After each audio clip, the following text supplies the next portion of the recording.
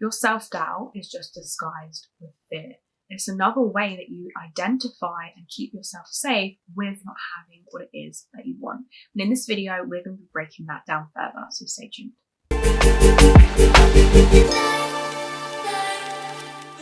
Hey lovelies, welcome back to the Manifestation Sisters community. My name is Leah. My name's Tia. On this channel, we are helping you to transform your identity and manifest your dream reality. Before we jump into the video, we are launching our new program, Embodied Self-Concept. So if you want to really start to dive into becoming unstoppable in your self-concept, in your identity, who you're showing up as, and really start to manifest your dream life, then check out the link in the description box down below and you'll see a waitlist for that. We also offer our next level one-to-one coaching and our digital products. Again, the link is in the description box down below, and let's jump into the video. Self-doubt can really come from two angles. You can get it when things are going great, you're getting movement, the things that you want are starting to happen, you have this doubt in your ability to have what it is that you want and trusting that and thinking that's too good to be true. Or you can have it from not seeing any movement, you're not trusting your ability to manifest, you're not trusting your ability to have what it is that you want, and you're essentially doubting your ability and you're essentially fearful of not having. But when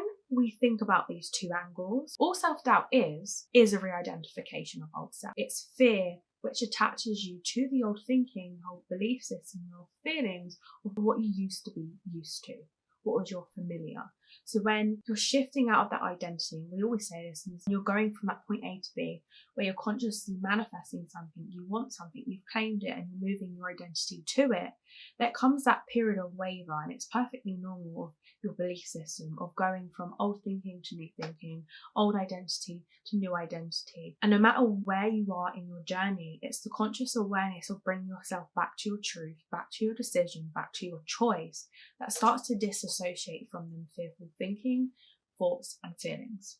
Yeah, so how can we start to take our power back from feeling powerlessness? So it really comes down to what we're activating, what we're keeping alive, where we're placing our energy and our focus is what grows, right? So if you're focused on doubts and fears and things like that, we get more of that, we get more evidence of those things. So it's great awareness when those things are happening for us to make a choice and a conscious decision to say, okay, now I'm going to stop activating things like I'm not clear, I don't trust myself, this isn't working, what if I don't get what I want?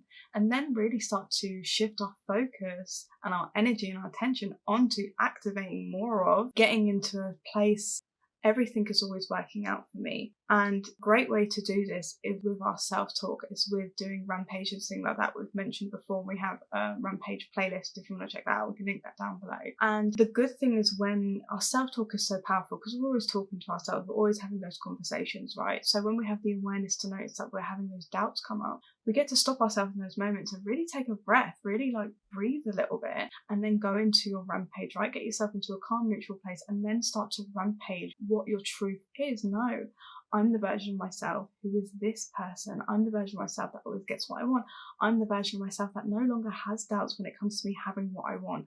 I don't need to fear having more. I don't need to fear being loved. I don't need to fear having more money. It's okay for me to have the things that I want. It's really about having a conscious choice about the conversation that you now choose to play with yourself, because you can either come from a place of this isn't working or this is working. You have a choice. You give everything a meaning. You get to decide what things you want to buy into. And it really comes into playing the story of what you want, not the story of what is, right? Because if we keep playing the story of what is, we're getting more of what is. But if we start playing the story of what we want, we're going to get more of that. So that's the shift. Yeah, and self-talk is a great way to do that, because like we always say, your self-talk is attached to your self-concept.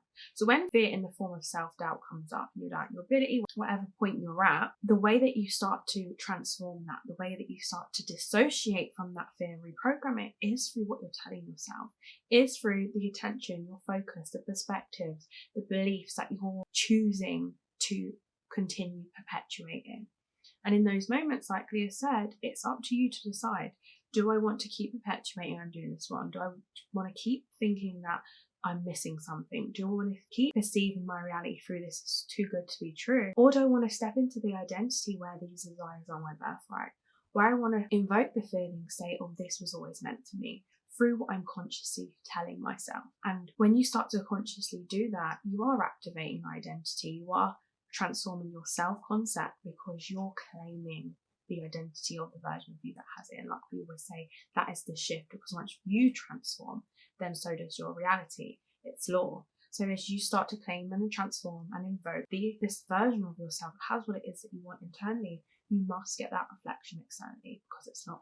Yeah, so you can kind of think to yourself, am I choosing love in this moment, or am I choosing fear? And I think this is a great way to kind of diminish doubt. I think it's a great way to have good self-awareness, because we're human, we're going to have doubts. It's very normal. That's how we grow, right? But it's what you choose to keep identifying with is the difference there. So we're going to wrap up the video here. So if you want to really start to embody the version of you that can really shift in those moments of doubts and fears and step into your power and claim that internally, then you want to be on the waitlist for our embodied self-concept, which we are launching very soon. And the link is in the description box down below for that. And we'll see you in the next video.